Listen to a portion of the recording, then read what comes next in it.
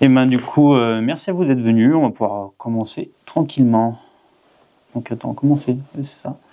Donc voilà, déroulement de la soirée en 3 parties. Donc première présentation effectuée par moi-même, Justin. Ça sera plutôt orienté sur toutes les phases préparatoires au cross, l'analyse des condis. Je vais parler un peu de la saisonnalité du vol libre et ses particularités. Les particularités des différents spots, mais plutôt français. Je suis pas un zoom global ou de Savoie. La zoom que je vais faire sur cette partie-là, c'est plutôt les Alpes françaises. Je vais pas parler des Alpes à l'est de chez nous, enfin, chez nos amis les Helvètes. Et voilà, je vais plutôt me concentrer sur les Alpes du Nord, les Alpes du Sud, leurs particularités. C'est aussi pour pouvoir vous sensibiliser aussi par rapport aux Alpes du Sud, que peut-être vous connaissez très peu. Et voilà, avoir un peu une idée de quand est-ce qu'on peut se dire ah tiens ça peut être sympa de descendre, ça a l'air bon, quand est-ce que ça peut être bon chez nous ou pas. Donc je m'appelle Justin Puteau, j'ai 24 ans. Je suis parti du club des gratte-ciel depuis 2022. À la base j'étais au club des Tétras qui est basé à La Rochette. J'ai appris là-bas, c'est pour ça que j'étais chez eux. Pendant un moment j'avais aussi les 2 licences, mais voilà, je suis licencié au gratte-ciel depuis 2022. Sinon, voilà, je suis à Cham depuis une dizaine d'années. Je connais quand même bien le coin. J'ai progressé ici. Mes mentors, c'était un peu Rémi et Romain sur mes débuts.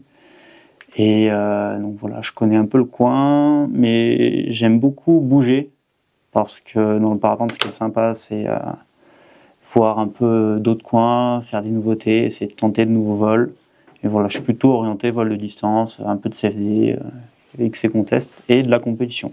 Donc première phase, quand on veut s'orienter vers du cross, je dirais c'est la météo. Enfin, c'est un peu le nerf de la guerre. On va pas prétendre à faire certains vols si les conditions ne le permettent pas, comme en ce moment. On me dit c'est pas parce que c'est le mois d'avril que ça va bien voler, mais en fait si les conditions ne sont pas là, en fait on produit pas grand chose.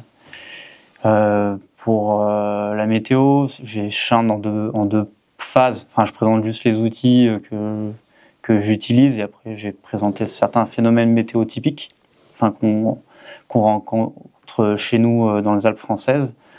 Mais on peut du coup distinguer deux phases, enfin deux façons de lire la météo, du long terme et du court terme. Donc les deux logos, c'est le site Windy, le site MétéoBlue, c'est les sites que j'utilise la plupart du temps sur la météo long terme. Donc c'est tous les jours, enfin tous les jours ou presque. C'est de la météo un peu vulgarisée et tout public pour voir si juste il fait beau, sans rentrer dans les détails de l'instabilité ou du vent. Ou encore Windy sont assez bons pour ça. Ils proposent nombreux modèles et des visions à long terme jusqu'à 14 jours. Ça permet de voir un peu les tendances sur le long terme. Météo ciel aussi que j'utilise pas mal. Mais météo ciel c'est plutôt pour la vision à long terme de l'état de la masse d'air, enfin de l'instabilité globale. Et ensuite au court terme, j'ai tendance à beaucoup utiliser ces deux petits derniers. Ils n'utilisent pas les mêmes modèles sur leur vision, sur leur prévis à court terme. Et du coup, des fois, il y en a un qui a un peu plus raison que l'autre. Donc voilà, on nuance un peu les visions de ces deux modèles, enfin de ces deux sites. Donc pour la vision à long terme, on a plusieurs modèles météo qui nous sont proposés sur les sites de MétéoBlue et de Windy.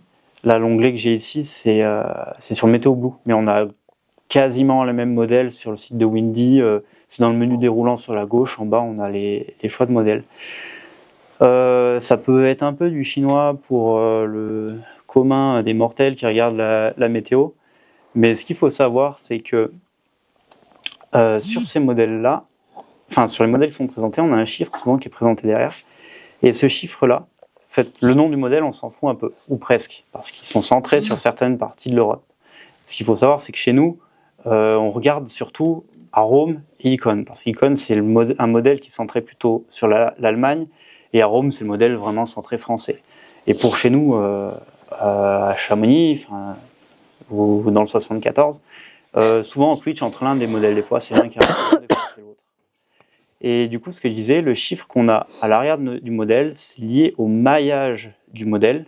Donc c'est la dimension du petit carré de météo qu'on regarde. Donc les grands chiffres, 22 de mémoire, c'est en kilomètres. Donc si on vient sur notre carte, on dessine un carré de 22 km de côté. Et en fait, la météo qui va nous donner, c'est la moyenne estimée sur ce carré de 22 km. Donc c'est pas très précis à l'échelle de nos vallées. On met un carré de 22 km chez nous, ça englobe une bonne partie du massif. Et du coup, les modèles plus précis, c'est les modèles qui ont des chiffres plus courts, mais du coup, voilà, le Icon D2 ou Icon 2 et Arome 2, on a un maillage de 2 km qui est vachement plus précis, on arrive à avoir des prévis sur les brises en vallée qui sont bien plus aboutis. Et par contre, c'est des modèles à vraiment très court terme. Donc sur ces sites, Windy ou MétéoBlue, on a un peu tous ces modèles.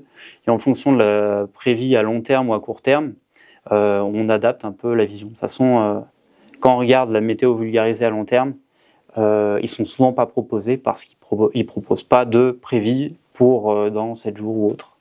C'est aussi pour ça que sur le multimodèle de MétéoBlue, eh ben on a plein de courbes, et plus on va dans le temps, plus on avance dans le temps, moins il y a de courbes. C'est parce qu'on n'a pas les modèles qui font de prévision pour dans plus de 6 jours, plus de 7 jours. Et sinon, les modèles que j'utilise à court terme, court et moyen terme, j'utilise depuis peu XCterm pour avoir une vue globale sur les Alpes. C'est de la vulgarisation des prévis météo, je trouve assez intéressante aussi. Il faut savoir s'en servir. Les chiffres qu'on voit apparaître sur la carte, c'est une estimation d'un potentiel de cross par rapport à des paramètres qu'on a rentrés.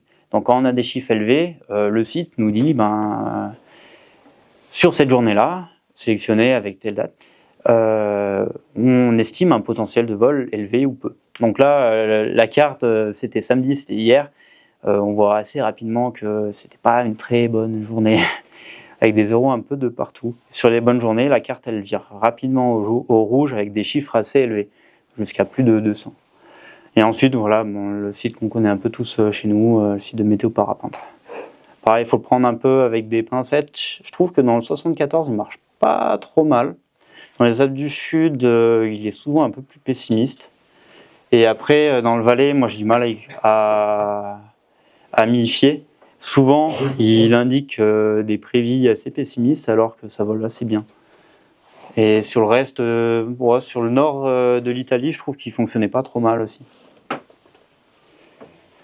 Donc après l'analyse météo un peu vulgarisée que XCterm ou Météo Parapente nous propose, avec une compréhension un peu simplifiée, ce que j'aime beaucoup regarder, c'est l'hémagramme qu'on a du coup ici. Celui-là, c'est l'hémagramme tiré du site de Météo Ciel avec, sur le modèle GFS 22, bref, avec un gros maillage.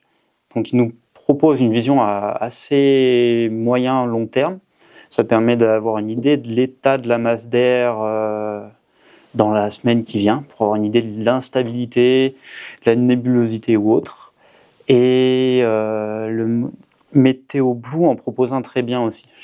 J'ouvrirai le site juste derrière, parce que la plupart d'entre nous, même moi j'ai mis longtemps avant de savoir où il était, l'hémagramme qualité de MétéoBlue. Après, je crois qu'il n'est pas disponible sur toutes les versions, sur la version gratuite et une version du coup pro. Est-ce que je prends un peu de temps pour détailler un peu l'hémagramme? N'hésitez pas à demander. Pour expliquer un peu le fonctionnement. Ouais, je vais quand même prendre un peu du temps parce que même derrière moi, je pense qu'elle me disait qu'elle était curieuse de comprendre un peu mieux comment on lit un hémagramme. Après, là, les deux hémagrammes que j'ai présentés, ça c'est un schéma de vulgarisation d'un hémagramme, ces deux hémagrammes, ce sont tous les deux des hémagrammes qui représentent des bonnes journées, dans le sens où, quand c'est deux, ça sert à rien de connaître la lecture en détail d'un hémagramme. En fait, ce qu'on va regarder, c'est juste la forme de l'hémagramme. Et ce qu'il faut savoir, c'est que ces deux courbes-là, si elles se touchent, c'est qu'il y a condensation. Et s'il y a condensation, il y a du nuage. Et plus elles sont proches, plus il y a de probabilité de condensation. Donc, quand on regarde cet hémagramme-là, on voit qu'il se resserre à ce niveau-là. Donc, on se dit qu'à ce niveau-là, on a plus de probabilité d'avoir condensation et donc nuage. Sur l'hémagramme de gauche, cette zone-là, elle est zoomée, c'est la zone qu'on retrouve tout en bas. Donc, on va avoir les courbes qui sont très proches en bas. Donc, on aura la condensation, enfin une forte probabilité de condensation en bas.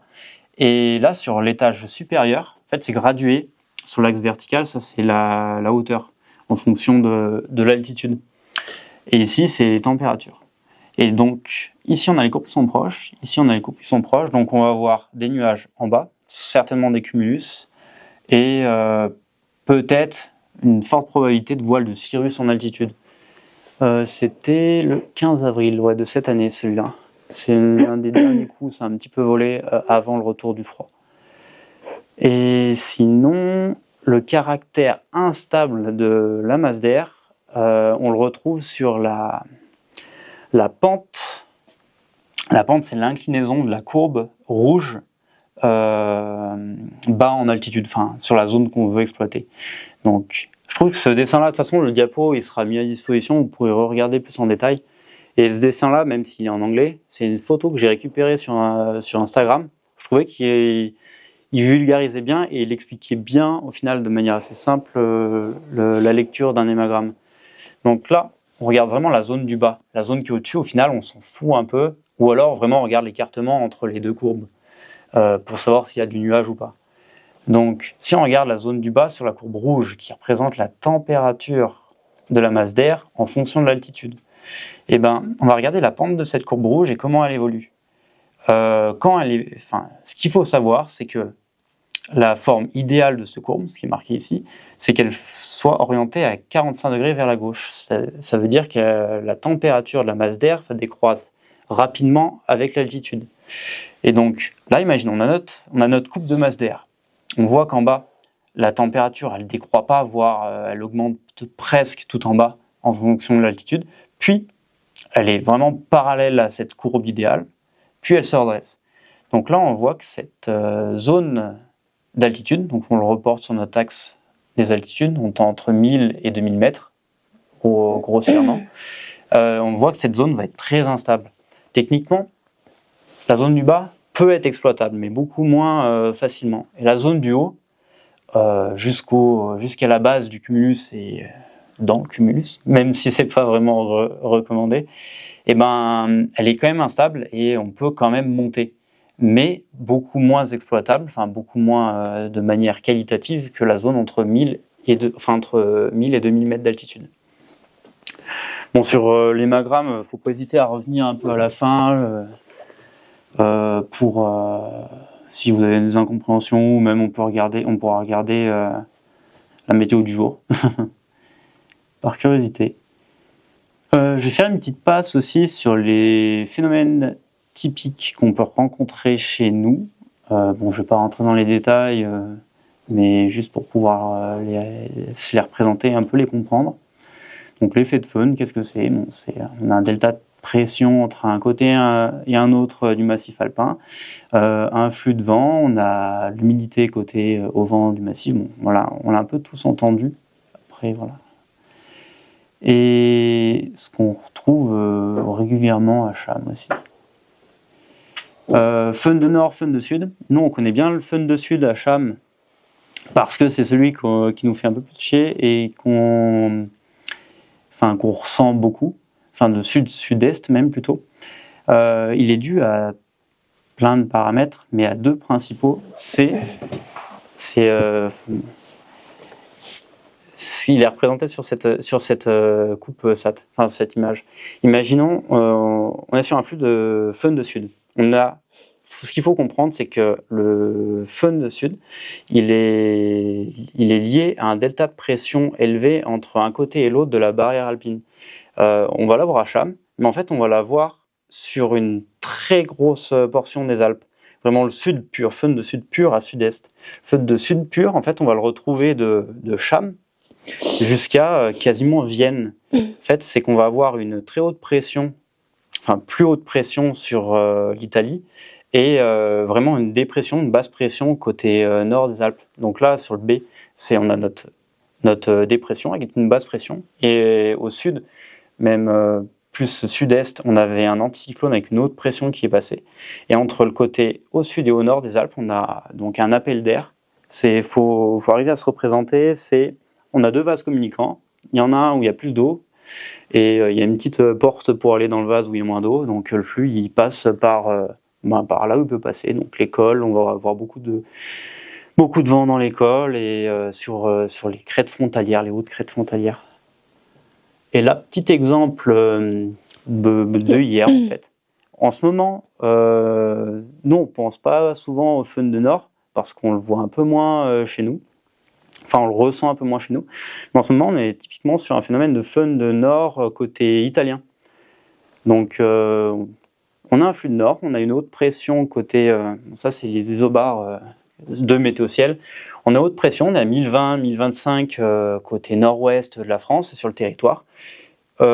Côté Haute-Savoie, si on suit les isobars, on est entre 1018 et 1017, vraiment côté Cham. Et à Turin, on perd quasiment 12-13 hectopascales en quelques kilomètres. Donc on a vraiment un delta T de pression très important entre la Haute-Savoie et la plaine de Turin, de la vallée d'Aoste. Donc on va vraiment avoir un appel d'air entre ces deux zones-là. Donc nous en France, on va pas trop ressentir ce flux, enfin on ressent le flux de nord, mais pas tant en vallée. Et on le retrouve bien sur cette carto de Xterm. Voilà, donc dans le Val d'Aoste, on retrouve donc un flux de nord très soutenu en vallée. Et en général, il fait plus beau que chez nous. Enfin, c'est l'inverse du fun de sud qu'on retrouve à Cham.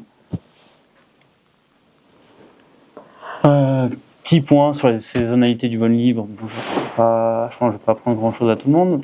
En hiver, les jours sont plus courts, en été, les jours sont plus longs. Donc on n'a pas les mêmes objectifs que ce soit en hiver ou en été, avec bien sûr les températures qui vont avec. Et c'est un critère à prendre en compte. Enfin, entre l'hiver et l'été, ça paraît évident, mais entre avril, juin, juillet ou août, quand on veut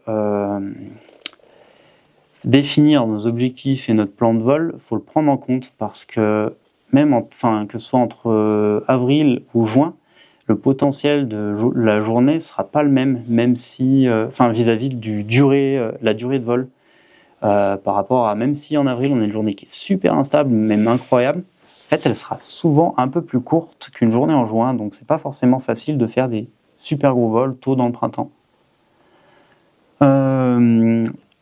Ah oui, là du coup j'avais listé quelques outils que j'aime bien utiliser, qui sont curieux, même à utiliser par curiosité,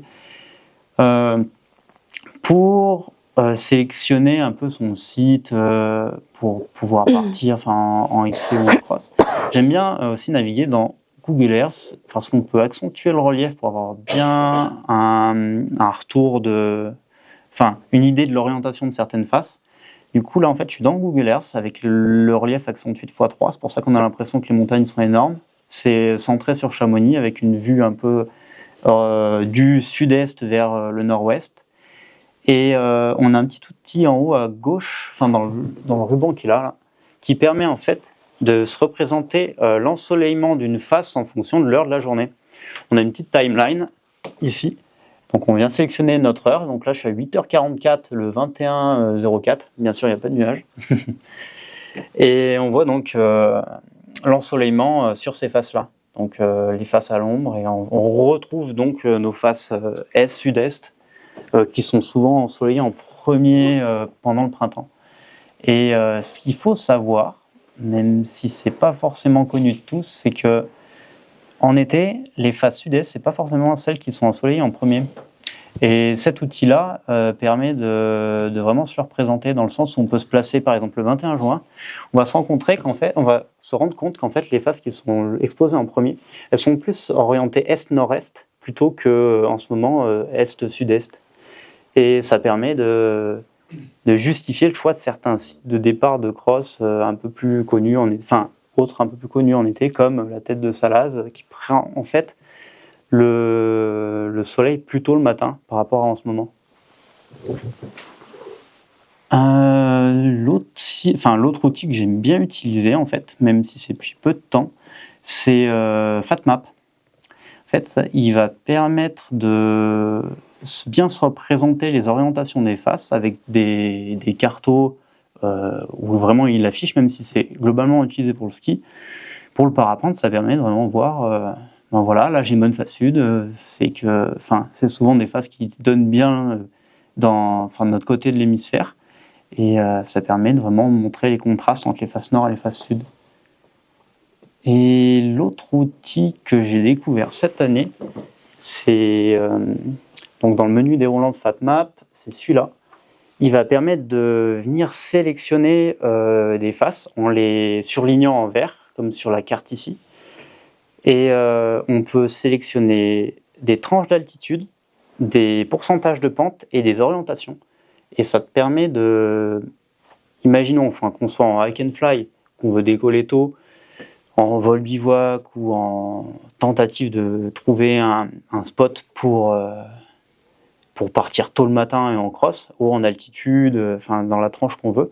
Donc ça va vraiment nous surligner toutes les faces qui sont potentiellement propices. Bien sûr, ça ne différencie pas s'il y a des arbres ou des cailloux, mais ça permet d'avoir une petite idée de l'orientation et des faces potentiellement exploitables. Et je m'en suis aussi beaucoup servi pour le snowkite, parce que il nous donne on dit il y a un flux de nord-est, on veut une face qui soit orientée nord-est, à tant de pourcents de pente, parce qu'on ne veut pas qu'il y ait d'avalanche ou autre. Donc, voilà. C'est un outil que j'ai trouvé intéressant. Après, c'est un peu la vulgarisation, là, c'est les deux diapos qui vont venir, c'est les régimes météo qu'on va rencontrer donc de notre côté des Alpes. C'est sur des régimes météo peu soutenus. Ce qu'il faut savoir, c'est que les régimes de météo de nord, dans le nord des Alpes, ils ont tendance à rajouter un petit caractère instable. C'est souvent le ciel de traîne qui arrive après la perturbe. Donc c'est souvent bon, mais avec du vent qui est souvent soutenu. Et les portions qui sont souvent exploitables, on va les retrouver autour de Passy, Mont-Lambert, qui sont globalement assez au vent des Alpes. Et ce qui va se passer, il y a aussi un cas à part, c'est à Val-Louise, c'est le rond que j'ai mis ici, qui reste quand même bien protégé des écrins, et donc on arrive à bien voler même avec beaucoup de vent du nord. Et en fait, la nuance, c'est que bien que les Alpes du Sud soient super fumants la plupart du temps, le fait d'avoir l'arc alpin bien coudé comme ça, et on va se retrouver avec une forte accélération des flux de nord sur la partie sud des Alpes du Nord, et donc sur les Alpes du Sud. On a du Mistral qui souffle très fort dans la vallée du Rhône, et en fait il vient lessiver la vallée de la Durance, autour de Sisteron. Donc des fois nous on vole chez nous, et ils ont 80 km/h à Sisteron, et c'est impensable pour eux de voler. Quand le nord est un peu moins fort, on a encore des zones ici au sud du Vercors où ça conflue, mais c'est des configurations assez marginales, où c'est souvent très fort. Et même dans les Alpes du Nord, au nord de mon petit pointillé, la Chartreuse et le Vercors, ce sont des massifs qui tolèrent moins le nord, où c'est moins facile de pratiquer. Donc voilà, régime de nord, on a plutôt tendance à voler, et c'est plutôt souvent facile de pratiquer au nord de en Savoie et Haute-Savoie. Et juste ce que j'ai pas dit plus tôt, le pointillé, en fait, c'est une barrière aérologique qu'on retrouve vraiment, qui coupe nos Alpes en deux. Quand j'étais gamin, mon père me disait, tu vois, le col de Luce, c'est la Stargate. Quand on part à l'automne, souvent on se retrouve avec la mer de nuages à Grenoble, et quand on passe ce col-là, on est vraiment dans une masse d'air totalement différente, c'est la masse d'air des Alpes du Sud. Et souvent il fait grand beau. En fait, il faut considérer que les Alpes sont souvent coupées en deux, et qu'en réalité, les journées où on peut naviguer à la fois dans la partie nord et dans la partie sud sont assez rares. On pourra argumenter un peu plus tard là-dessus. Après voilà, les flux de sud, c'est un peu l'effet inverse. On a une grosse accélération autour de Grenoble, autour de la Stargate, comme je disais. Entre le Taillefer qui marque un peu le coin des Alpes, c'est le massif qui est ici, qui est à l'ouest des écrins. On a souvent des grosses accélérations du flux de sud, alors que dans le sud, ça va généralement bien. Et ensuite, dans la plaine, on a aussi le flux qui s'accélère, et plus dans le massif, ça le tolère un petit peu plus.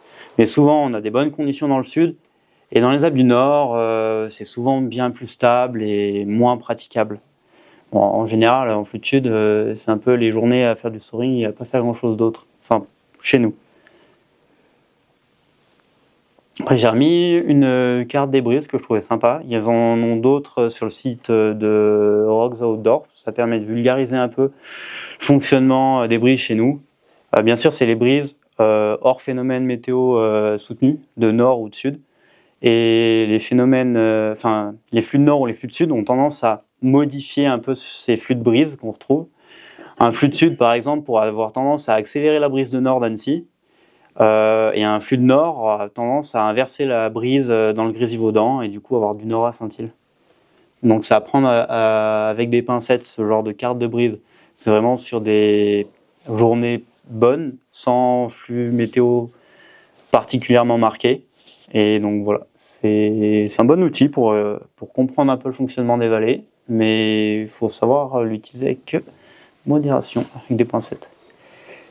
Ensuite, les outils de vol. Pendant très longtemps, en fait, pour du cross, pour du XC, j'utilisais essentiellement Fly XC App. C'est un site internet sur lequel on peut avoir les airspace, les airways.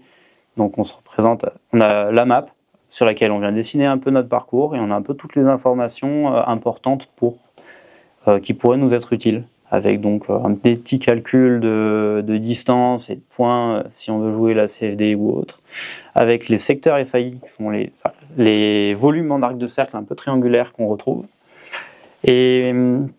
Mais maintenant, j'utilise surtout, c'est parce que je suis un peu rentré dans le team de Naviteur, j'utilise ce logiciel-là qui est assez complet. C'est le CU Cloud, c'est un logiciel en ligne aussi, donc il n'y a rien à télécharger. Par contre, c'est une licence c'est un abonnement. Donc quand on achète du matos chez eux, on a l'abonnement de X années offert, mais après il faut le repayer. C'est une petite nuance à avoir en tête. Et avec ce logiciel, on peut faire de la planif de cross un peu comme celui-là, mais on peut aussi faire la planification de tasks pour des entraînements ou en mode compète. En fait, on vient du coup générer des balises, un peu de formes, de rayons différents qu'on aura définis, et en mettant des heures de start, vraiment pour faire de la planif compète. Là, je vais pas rentrer dans le détail parce que c'est très complexe. Par contre, j'ai mis sur la diapo, donc le diapo, je pense qu'on va le mettre à disposition, c'est ce que je disais, tous les liens à prendre en compte pour les espaces aériens. Parce que là, dans les... comment ça s'appelle quand on a demandé de nous inscrire, j'ai vu qu'il y avait quelqu'un qui avait mis JPAET, etc. Pour avoir les informations liées aux ZSM, qui sont les zones de sensibilité majeure. À moins que je dise une bêtise sur le nom exact. Et ce qu'il faut savoir, c'est que le site qui fait loi, c'est le site de la SIA, que j'ai mis tout en haut. Ensuite, en dessous, on va avoir un site avec qui donne la carto qui est juste à côté. Là, c'est juste un zoom sur les ZSM, c'est les PIAF, en gros. Les PIAF et les réserves. Et donc on va avoir une carte qui nous répertorie toutes les zones répertoriées, sauf que il y a plusieurs choses à prendre en compte, c'est l'activation de ces zones et la temporalité. Et souvent, comme en ce moment, fin avril, en fait on est sur une période de transition entre les fichiers de l'année dernière et les fichiers de cette année. Du coup, je vous recommande vraiment, même si vous ne regardez pas dans les détails vos fichiers sur XCTrack ou autre, quand vous avez une tablette qui n'est pas connectée à Internet, reconnectez-le à Internet et rechargez vos fichiers en ce moment, enfin maintenant. Parce que là, il y a 2 semaines, il y a les fichiers de l'année dernière qui ont été modifiés par les nouveaux fichiers d'aujourd'hui. Et il y a beaucoup de nouvelles zones, de zones qui ont été changées ou ajoutées, comme une que j'ai présentée dans la diapo d'après, qui est là. Et si vous avez un peu... j'ai pas envie de rentrer trop dans les détails. Après, on peut parler de cas particuliers sur la phase questions-réponses qui sera après. Ce qu'il faut savoir, c'est que ce qui fait référence d'un point de vue légal, c'est le site de la SIA. Ce site, il fait souvent appel aux autres liens que j'ai mis derrière. Et il y a aussi une bonne part de politique si jamais il y a litige. Donc, petit zoom sur les ZSM, sur celles que je disais qu'il faut faire attention, surtout qu'on a eu pas mal de... Enfin, il y a la sonnette d'alarme qui a un peu été tirée le week-end dernier sur la zone qu'on connaît maintenant depuis 1 à 2 années dans les façades des Arvis, au-dessus des chalets de cœur. Elle a été redessinée cette année, donc si on recharge son Xetra qu'après 2 semaines, on va se rendre compte que la géométrie de la zone a changé, elle n'est plus la même. Et on a aussi une nouvelle zone toute fraîche qui est dans les faces ouest de Varan. Et je parie que la plupart d'entre vous ne la connaissent pas encore. Elle est plafonnée à 1008, du sol jusqu'à 1008. Bon, là, la photo est vraiment dégradée. Mais... donc là, on a Salanches ici, et là, c'est vraiment dans les faces sud-ouest, avec le décollage de Varan qui est ici, on a une nouvelle zone ici. Et là, on a du coup la zone qu'on a depuis bien 2 ans, 1 ou 2 ans, qui est plafonnée à 2002. Ils les ont redimensionnés, bref. Et il y a dans... Comment dire... Elles ne font pas plaisir. Mais il faut en tenir compte.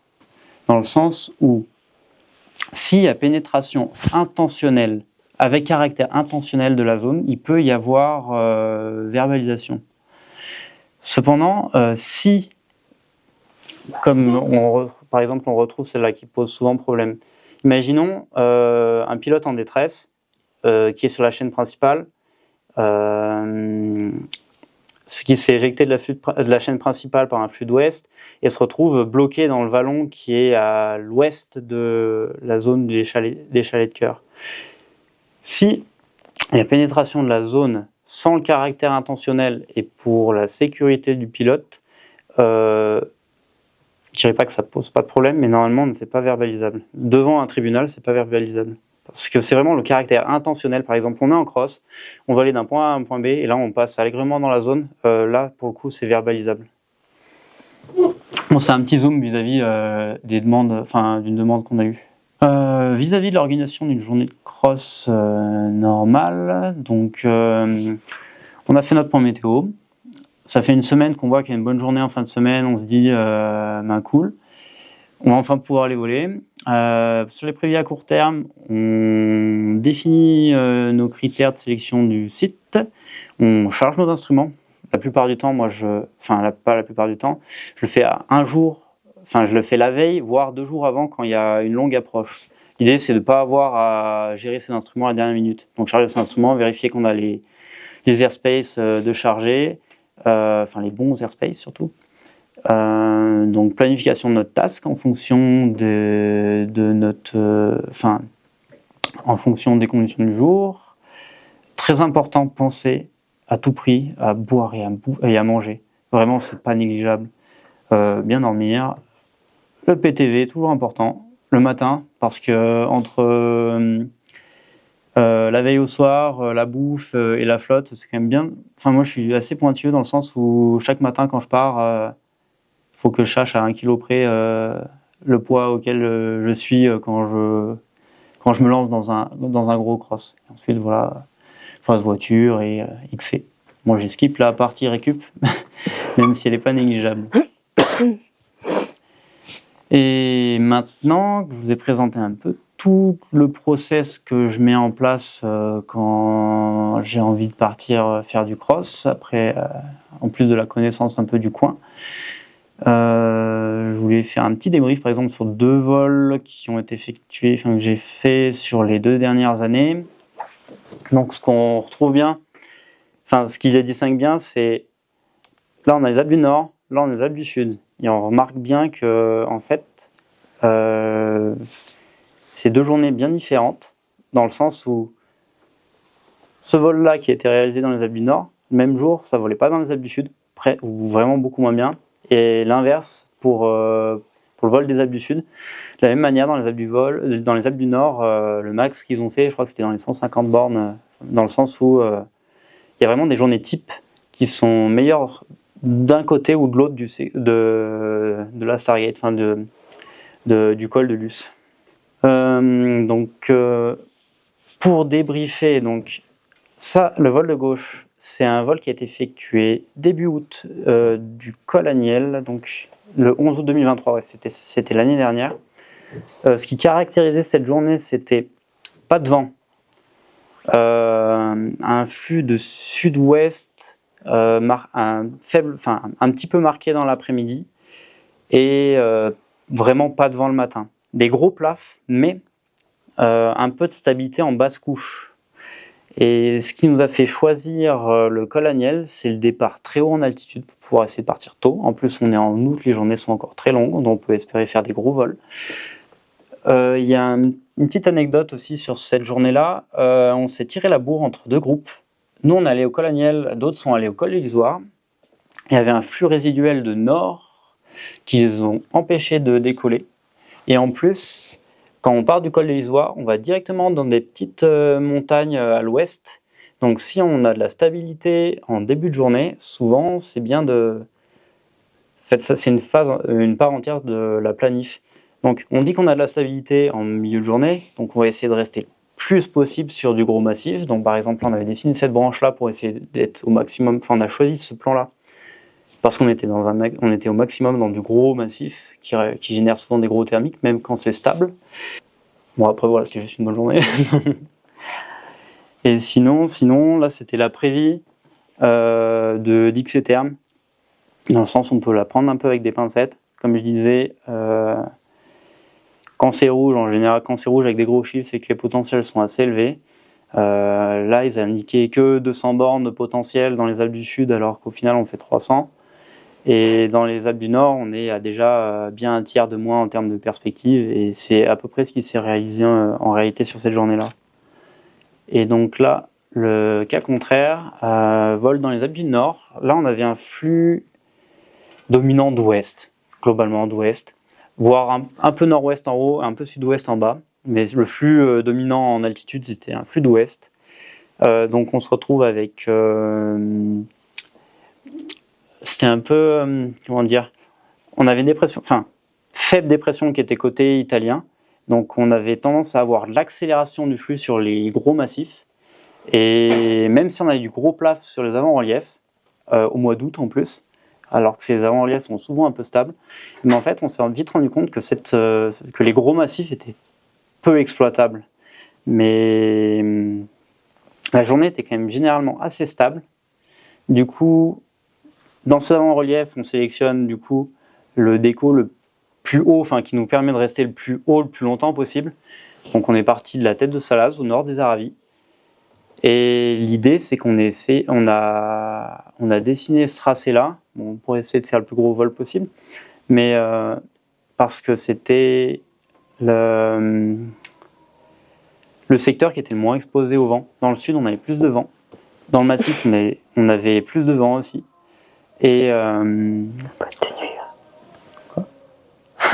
Il y en a qui reviennent de boîte. Ils reviennent de boîte, attends, ils sont motivés. Et sinon, qu'est-ce que je voulais dire d'autre? Ah oui, ces journées-là, elles sont vraiment extrêmement particulières parce que c'est rarissime, enfin très rare, d'avoir peu de vent sur toute cette tranche des Alpes. Parce que des journées bonnes, on en a souvent, mais des journées où on n'a pas trop de nord pour aller dans le Vercors et revenir, ou pas trop de sud pour pouvoir aller, pour arriver à descendre en fait, elles sont assez rares. Et là, le caractère qui fait que cette journée-là a été bonne et nous a permis de faire un gros vol, c'est le fait que le secteur de vol qu'on avait identifié était très large. Même si localement, c'était pas forcément très bon, vraiment le secteur exploitable était très vaste. Et après, il y avait aussi des gros plafs. Et je crois, voilà, j'ai donc répertorié les petits key points que j'avais mis vis-à-vis de la définition d'objectifs sur une journée de vol. Il faut prendre en compte la saison. Donc en hiver, on ne va pas dessiner un 300 bornes. Le régime de météo pour savoir si on estime être mieux dans les Alpes du Nord ou dans les Alpes du Sud. Force du vent. On va en altitude, on va en bas. La saison aussi, j'ai oublié de le dire, mais c'est pas négligeable, la neige. En fait, au printemps, même si les journées sont bonnes et qu'on a envie de partir haut, il y a plein de décos qu'on peut pas pratiquer parce que les stations sont fermées, on peut plus monter en altitude. Les pistes 4x4 qui nous mènent par exemple à la tête de Salaz ou au-dessus de Méru, en fait il y a de la neige sur les routes, donc on peut pas y monter, ou alors il faut y monter à pied. Donc faut le prendre en tête, faut le prendre en compte. Et s'il neige, c'est chiant. De quoi? Et s'il neige aussi. Et s'il neige, c'est un peu chiant. Et souvent, quand il y a de la neige, la ligne qui marche bien, c'est un peu la démarcation de la neige et de la zone sans neige. Donc des fois, même sur une journée qui est bonne, ça sert pas à grand chose de décoller à 3000 quand il y a 2000 mètres de neige sous les pieds. La durée du jour, donc ça va avec la saison, comme je disais avant. Connaissance de l'itinéraire, ça permet de voler plus vite, vraiment d'avoir repéré un peu ses points de raccroche et autres. Les airspace, faut pas le négliger. En fait, si on veut continuer à pratiquer dans de bonnes conditions, faut pas exagérer. Et en fait, voilà, donc tous ces key points qui vont te permettre de choisir ton déco, quelle altitude, quel secteur, Alpes du Nord, Alpes du Sud, tu veux faire du XC, si la journée est vraiment nickel, enfin, vraiment bonne pour espérer faire des grosses distances. Si tu as envie de voler et que c'est sympa dans ton secteur, tu te fais une petite task ou un entraînement, voilà. Ok. Merci Justin. Et ces deux-là. Eh ben bonsoir, merci beaucoup d'être venu. En tout cas, du coup, je vais prendre la suite. Merci à Justin pour sa présentation. J'espère que vous avez encore un petit peu d'énergie parce que on a une seconde partie qui est aussi un peu costaud. Donc voilà, j'espère que ça va vous intéresser. C'est un peu ce qu'on va faire. Du coup, pas trop la technologie, c'est pas trop mon truc. Qui suis-je? Je m'appelle Meryl Dafaer, j'ai 26 ans. Moi, je viens pas du tout du coin. J'ai grandi dans la bulle dont parlait Justin, la Valouise, l'endroit où c'est un peu un bocal entre la Stargate, c'est ça, si j'ai bien écouté. Et puis j'ai eu la chance de grandir dans une famille de parapentistes. Ma mère et mon père en faisaient, tonton, sœur, tout ça. Et du coup, c'est super cool, en fait, c'est pratique. Donc, j'ai commencé assez tôt, à 12 ans. Puis ensuite, je suis allée faire le pôle espoir de Font-Romeu. Je suis entrée une L3 STAPS à Chambéry. Et maintenant, j'ai passé mon entraîneur et mon monitorat que j'ai eu en novembre. Voilà, c'était pas facile, mais je l'ai eu. Alors, moi, je vais essayer de vous parler de l'entraînement en parapente. Mon domaine, c'est un peu plus la compétition. La soirée, elle est axée sur le cross, donc j'ai fait mon possible pour vraiment essayer de faire le lien entre l'entraînement global de n'importe quel sport et puis le parapente en compétition, et là du coup lié au cross. Donc vous allez voir, il y a des schémas que j'ai mis le dossier que j'avais fait en STAPS, donc où c'est plus typé compétition, mais je vous le dirai quand c'est le cas. Donc, quand on parle de performance, on parle de quoi? Ça, c'est des définitions qu'on voit souvent sur Internet. C'est généralement, on parle d'un résultat, d'un exploit, d'un temps, de quelque chose qui est cool et c'est chiffré, c'est quelque chose de bien. Donc, la performance, c'est toujours aller vers le mieux et progresser et évoluer pour devenir meilleur encore et encore. La performance, c'est pas absolu, on peut pas la performance, absolue, elle n'existe pas. Chacun d'entre nous, on a nos petites performances, c'est ça que je veux dire, à notre échelle. Sur quoi progresser? Et comme dans tous les sports, en fait, il y a un truc qui est assez sympa, c'est que tous, ils sont reliés par 6 déterminants de la performance, et ça, c'est commun à tous les sports. Je vous les ai mis là. Il y a la logistique, le matériel, la tactique, l'analyse, le mental et la technique. Je pense que ça vous parle. Là, je vous ai mis la modélisation de la performance en parapente de compétition. Une modélisation de performance, elle est propre à chaque entraîneur. Donc ça, c'est mon point de vue de la perf en parapente de compétition. Je sais pas moi, Charles Cazot, on a peut-être un autre. Julien Garcia, un autre. C'est les entraîneurs. Je sais pas si vous voyez qui c'est. Et peut-être que Justin a un autre modèle de la performance. Je vais vous expliquer pourquoi je l'ai construit comme ça. Logistique, matériel, pour moi, c'est pas quelque chose qui est entraînable. On a un bus ou on n'a pas de bus, on a une Enzo 3 ou une X1 ou on n'en a pas, et ça, c'est malheureusement pas entraînables. Et en revanche, on a 4 déterminants de la perf qui sont entraînables: la technique, le mental, l'analyse et la tactique. Faut voir le schéma comme un peu, ça c'est le cœur, c'est le plus important, et puis après c'est ce qui l'entoure. Je m'explique, si on prend les déterminants à l'envers, si on connaît que la tactique en parapente, ben on peut pas voler. Enfin, on a beau avoir fait tous les cours théoriques du monde, on peut pas voler. Si on a l'analyse, c'est pareil, et si on a la tactique, l'analyse et le mental, bah c'est super, mais si on sait pas faire avec nos mains, on peut pas voler non plus. À l'inverse, ils sont complémentaires. Quand on apprend le parapente, bah d'abord on a la liaison de l'homme avec la voile, ce qui est la technique, et tous les gestes biomécaniques, tout ça. Après, on a le mental, qui est pour moi une des parties les plus importantes après la technique. Puis on apprend à analyser, et ensuite la tactique. Alors ça, c'est pour la compète. Pour le cross, on verra plus tard, mais c'est d'autres sous-critères. Ok, alors, s'auto-évaluer. Je vais passer, je crois qu'il y a 3 diapos dessus. C'est un peu long. Le tableau paraît un peu complexe. Je vais essayer de m'expliquer au mieux.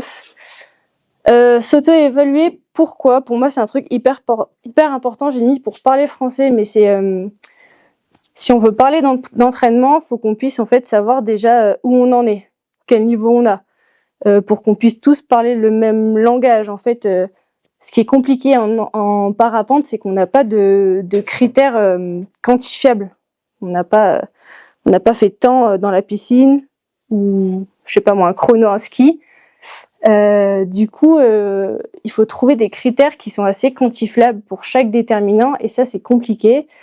Et puis aussi, sinon on peut se dire ouais, je suis bon en parapente, mais en fait je suis bon dans quoi? C'est quoi mes points forts, c'est quoi mes points faibles, comment je vais faire pour progresser?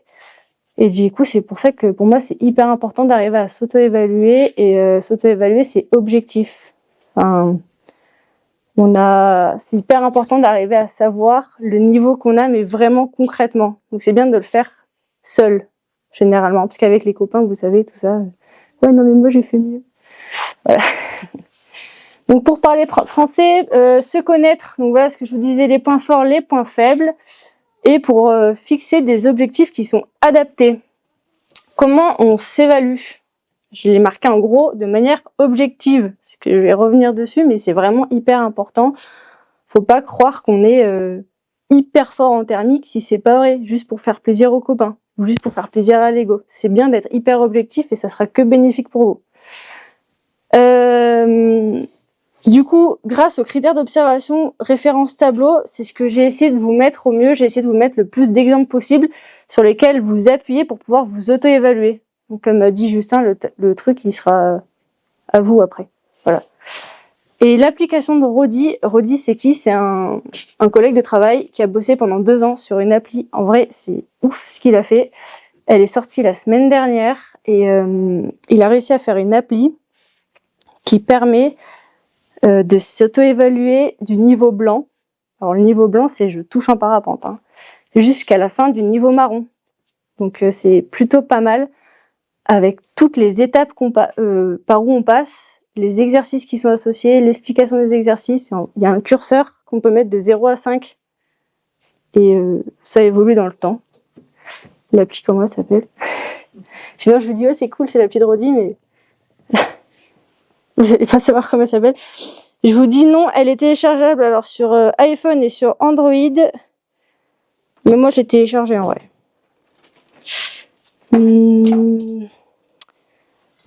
Alors, sur Android, c'est vol.parapente en majuscule.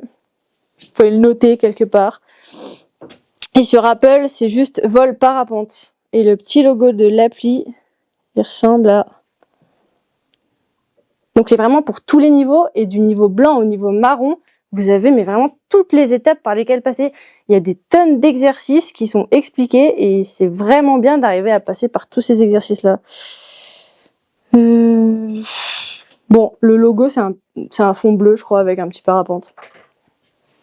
Voilà. Voilà, il y a moyen de rajouter une note. Non, c'est bon? Vous l'avez? Cool. Quand s'auto-évaluer, du coup on parle de débriefing. c'est comme je vous dis tout à l'heure, déjà souvent c'est bien de le faire tout seul. Et c'est 2 à 3 heures après chaque vol. Pourquoi pas dès l'atterrissage? Parce que souvent on est à chaud. Et si on s'est fait peur ou si c'était dur, on va se dire « Ah mon Dieu, j'ai failli mourir aujourd'hui ».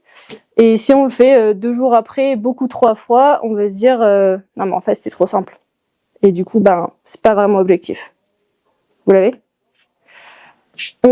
Du coup, on va détailler chaque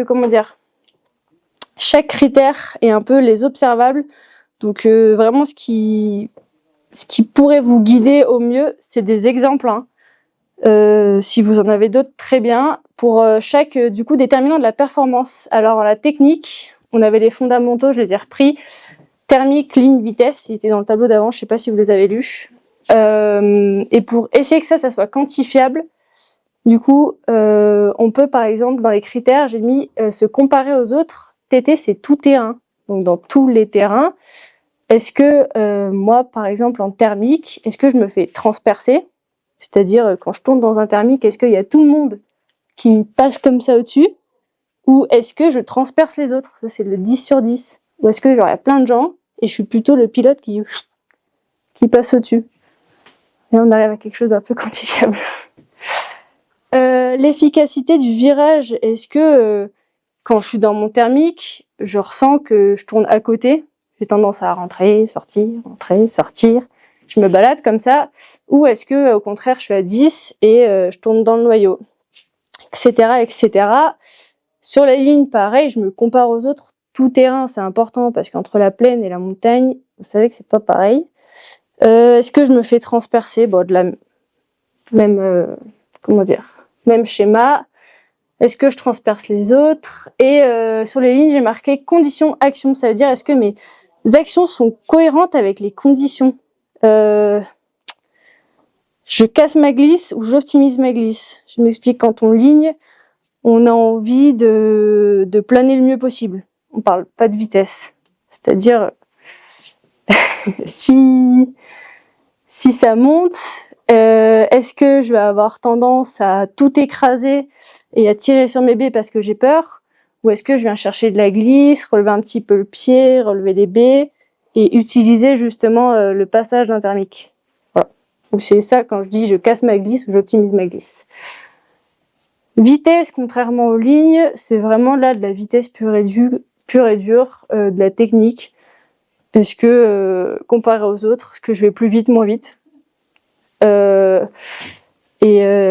Conditions actions, c'est pareil. Mes actions sont-elles, cohérentes aux conditions? Le 1, c'est full bar, full B. J'espère que tout le monde dans cette salle sait que appuyer à fond sur l'accélérateur et tirer en même temps à fond sur les arrières, ça sert à rien. Et non, si. mais je sais que c'est difficile de pas le faire des fois. Et du coup, 10 sur 10, je touche très peu au B et je vais tout faire avec mon accélérateur et j'arrive à utiliser, toute la voile dans son entièreté. Les B, c'est les arrières, enfin, c'est pour les deux lignes, ouais, c'est les arrières. Le mot arrière, il était trop long. Du coup, c'est de ralentir la voile alors qu'on l'accélère, du coup, c'est une... Ouais, vous cassez votre voile. Contradictoire. C'est comme si vous appuyez sur la pédale de l'accélérateur et de frein en même temps. La voiture, elle sait plus trop quoi faire. Voilà, donc vous mettez une petite note de 1 à 10 et vous allez faire ça pour tous les déterminants. Après la technique, on a le mental. Alors, quantifier le mental, c'est une belle prise de tête, je vais pas vous mentir. Qu'est-ce qu'on a comme fondamentaux dans le mental? Moi, j'ai trouvé la réactivité. Ça va être la réactivité qu'on a à répondre à une situation. La force du mental, ça va être l'intensité de nos émotions. L'endurance, c'est plutôt la durée de ces émotions. Et le tri, je sais pas si vous avez déjà entendu parler de l'entonnoir, mais on n'a pas tous le même entonnoir parce qu'on n'observe pas tous les mêmes choses. Et l'entonnoir, c'est des informations, elles arrivent. Il y a des trous dans notre entonnoir et comment on trie ces informations. Ça, c'est assez bien schématisé. Dans la réactivité, simplement pour essayer de faire le plus quantifiable possible, ça va être de quel temps met notre boucle décisionnelle. Est-ce que j'hésite beaucoup? Est-ce que je suis rapide? Vous êtes déjà tous retrouvés dans le cas de voir un truc, dire j'y vais pas, j'y vais, non, j'y vais pas. Voilà, ça c'est, je suis plutôt dans beaucoup d'hésitation et sinon, je vois un truc, je me dis ça y est, c'est le bon et là je fonce. La force du mental, le quantifier, on a le comportement en conditions fortes. On a des comportements qui ont tendance à se répéter. Je fuis souvent et ça arrive à tout le monde de fuir et ça c'est ok. Je fuis aussi quand j'ai peur, c'est normal. Je fuis ou je reste dans les conditions fortes. La rationalité des émotions, j'espère que ça vous parle aussi. Des fois, on se retrouve dans des phases où vraiment les conditions c'est ok, mais on est terrorisé parce qu'on est persuadé que c'est pas ok. Voilà. Donc, est-ce que mes émotions elles ont tendance à être rationnelles ou irrationnelles? Dans l'endurance, la gestion de l'épuisement, je pose encore lucide, pimpant et j'ai le temps d'aller boire une bière avec les copains. Ou je pose et je me liquéfie. Ah, ça veut dire que quand même on était quand même dans un niveau assez élevé de l'épuisement sur notre vol. Et le tri, du coup, comme je vous parlais de l'entonnoir, ça veut dire que si je gère pas très bien mon entonnoir, c'est que j'ai un entonnoir qui est pas vraiment entonnoir, c'est que j'ai plutôt un tube, quoi. J'ai beaucoup d'informations qui arrivent et je sais pas quoi en faire. J'ai beaucoup d'informations qui ressortent et ça, généralement, ça inflige sur ça. Alors que quand j'ai un bon petit entonnoir, j'ai plein d'infos, je sais lesquelles regarder et je sais lesquelles vont me servir. Ça va? Cool. L'analyse, j'ai enlevé les traits parce que c'est un peu un tout. C'est aussi une boucle, observer, analyser, agir. De nouveau, c'est difficilement quantifiable en parapente, mais on va essayer quand même de trouver des petites idées pour pouvoir placer notre curseur de 0 à 10. Dans l'analyse, on a le champ de vision. Le champ de vision, c'est hyper important en parapente. J'ai des œillères et je me fixe sur un truc et je vole un peu comme ça, là. Oh là là, il y a une montagne, il y a le soleil, ok, super.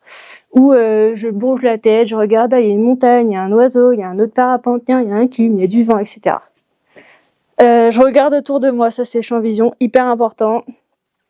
Et il y a un truc qui est, du coup, pour le coup, quantifiable, et qui est pas mal significatif de si vous avez une bonne analyse ou non, c'est le temps que vous allez mettre à chercher votre thermique sur votre point d'aboutissement. Vous dites, tiens, là-bas, il y a un thermique, j'arrive, et en fait, vous skiez la pente pendant une demi-heure. Bon, c'était peut-être pas le meilleur point d'aboutissement. Voilà, de nouveau, on met son petit curseur. La tactique, alors la tactique, c'est là où j'ai le plus de mal, parce que moi, j'avais la tactique de compète. On l'a fait tout à l'heure avec Arthur, qui m'a aidé gentiment à le faire. J'espère que ça vous parlera, parce que la tactique en cross, C'est le choix des options. Hein. Ouais, voilà. Entre la montagne A et la montagne B, la distance à peu près la même. Voilà, les chemins. Comment tu gères? Nous, on a mis potentiellement comparer en fait déjà sa vitesse moyenne sur XC Contest par rapport aux autres qui étaient en cross aujourd'hui. Si j'ai une vitesse moyenne inférieure à 20 km/h, c'est peut-être que j'étais un peu en train de ramer. Voilà. Et si je suis plus rapide que les autres, vous avez un peu comment placer votre... Il y en a qui se reconnaissent donc quand je dis des trucs. La sélection des vitesses et des VZ et le départ en transition, est-ce que mon rythme il est adapté aux conditions et au terrain? Au début, on a souvent tendance à faire tous les plafs et tous les thermiques. Donc on n'avance pas très vite sur une distance. Alors que plus on devient bon, plus on a une dynamique de vol qui est adaptée en fait aux conditions, quoi. Comment? Enfin, qui est lissé, qui est vraiment adapté. Oui, qui est lissé. On peut faire des transitions vraiment hyper grandes en croisant 30 thermiques et pas s'arrêter simplement parce que, comme Justin le dit, si on ligne bien et qu'on optimise notre transition, tout est ok. Les dernières, on avait fait par exemple la pointe percée jusqu'à Mont-Lambert. Je sais pas si vous voyez comme c'est loin, sans tourner. C'est loin, hein? Ouais. Voilà. Ouais. Alors qu'on a croisé plein de thermiques. Cheminement. Comment? Cheminement. Mais Ouais. même en plaine, des fois, ça marche. Sous des rues de cume, il y a des lignes qui marchent. Ouais. Ok. Du coup, voilà. Et le dernier truc, c'est les changements de rythme en cross comme en compète. Très souvent, on a des pilotes qui disent « Oh mon Dieu, il y a eu un voile, je l'ai pas vu venir et j'étais full bar et je me suis retrouvée par terre. » Bon, voilà, ça c'est pareil. C'est quelque chose sur lequel on peut progresser. J'anticipe correctement ou je me fais toujours avoir. Donc avec notre petit curseur là de 0 à 10, si après chaque vol on fait notre petit débrief, dans le temps, alors là les couleurs c'était lié à des pilotes, c'était eux leur schéma de pilote. Mais c'est pour vous donner une idée que ça c'est assez visuel, si vous le rentrez dans un tableau, en fait vous allez directement voir vos points forts, vos points faibles, et ce sur quoi vous allez pouvoir bosser en fait, simplement. Généralement, la tactique, elle doit quand même être assez haute, la technique par rapport aux autres trucs, parce que comme on l'a dit juste avant, c'est quand même le cœur de notre activité. Cibler son travail. Et avec tout ce qu'on a dit, du coup, on a notre petit schéma et on sait sur quoi on doit travailler. Alors maintenant, comment on va le travailler? On va essayer de s'approprier des pistes de travail qui sont cohérentes à chaque déterminant qu'on a vu, qui était des lacunes pour nous. La technique, je vais pas vous mentir, il faut voler. C'est du volume et c'est du vol, qui fasse 3 degrés ou 30 degrés. Mettez-vous en l'air, sélectionnez pas les bonnes journées, c'est hyper important d'apprendre à voler dans plein de conditions. La technique aussi, c'est bien d'aller faire des cives et c'est bien de mixer les disciplines. C'est bien d'avoir on appelle ça des mains, avoir du feeling. Et pour ça, faut juste voler. Il y a pas de secret. Si vous sortez la voile que quand c'est fumant, vous n'allez pas forcément beaucoup progresser en technique. Le mental, ça sera là. Toutes les diapos d'après, on va essayer de parler un peu du principe d'entraînement et de faire un parallèle entre notre cerveau et un muscle. Et ça, du coup, on verra après. L'analyse, pour de mieux en mieux analyser, de nouveau, c'est bien d'aller voler, il faut du volume, et c'est bien de voler avec du monde. J'ai mis plus, parce qu'en fait, voler avec du monde, c'est comme si vous voliez tout seul plusieurs fois. En fait, vous observez les autres, vous les regardez faire, et donc vous vous dites, il fait ça, pourquoi et qu'est-ce que ça a donné. Donc en fait, vous avez 3 vols en 1. Vous voyez ? Voilà. Donc voler avec du monde, c'est hyper intéressant pour progresser en analyse. Et la tactique, analyse de traces. On va sur XCC Contest. On regarde ce que les copains ils font. Voler avec du monde, pareil. Si vous volez avec Justin, vous dites, il est passé par telle ou telle montagne. Pourquoi ? Parce que peut-être que tactiquement, c'était un peu plus intelligent. Pas forcément tout le temps, mais... Et il faut aussi manger de la théorie, malheureusement. C'est cool aussi la théorie. On va essayer d'aborder en fait le principe de l'entraînement, qui est vraiment similaire pour toutes les disciplines physiques à proprement parler. Il y a vraiment pas grand-chose qui a été écrit là-dessus par rapport au mental et au cerveau, mais d'expérience et en discutant avec les gens, on se rend compte que notre tête, notre cerveau, il peut potentiellement un peu fonctionner comme un muscle, un peu plus complexe, on va pas se mentir, il y a les émotions, etc. Mais en fait, ça donne quand même une grosse idée de comment pouvoir s'entraîner et entraîner notre cerveau. C'est pas juste au pif, voilà. Donc comme dans les sports d'endurance, pour notre cerveau, on vient travailler le foncier. Là, je vous ai donné un outil hyper important. Pour moi, c'est l'échelle de niveau référé. Donc cette échelle-là, elle est de 0 à 10 et ça va être en fait votre niveau référé de la journée, sachant que 0, c'est le vol le plus chill que vous ayez jamais fait, du Pilat coucher de soleil, comme ça. Et 10, c'est la plus grosse frayeur que vous vous êtes mis, sous le vent du Mont Blanc entier. C'est quelque chose qui doit être, qui a dû se passer, c'est-à-dire c'est pas un niveau référé expecté quoi. C'est je me mets pas 7 parce que je me dis là c'est le truc le plus dur que j'ai jamais vécu, mais je suis sûre que je pourrais vivre pire. Vous voyez ce que je veux dire ? C'est vraiment dans votre vie de pilote ce que vous avez vécu de plus simple et ce que vous avez vécu de plus dur, parce que vous pouvez, ce que vous espérez. C'est vraiment ce qui a été fait quoi. Donc sur cette échelle, vous mettez un petit chiffre et en fait, ça va donner un peu l'intensité et l'énergie que ça vous a coûté de faire ce vol. 5, 6, c'est des vols classiques, quoi. Bien, on a donné quand même pas mal d'énergie puisque ça nous épuise de voler, mais on n'était pas dans le rouge. Et avec cette échelle de niveau référé, on va essayer de calculer une charge d'entraînement. Donc vous mettez une petite note et vous la multipliez. Si vous la multipliez par le temps de vol avec lequel vous avez volé et que vous l'additionnez sur une période donnée, vous divisez par tout le temps de vol total. Vous me suivez jusque-là?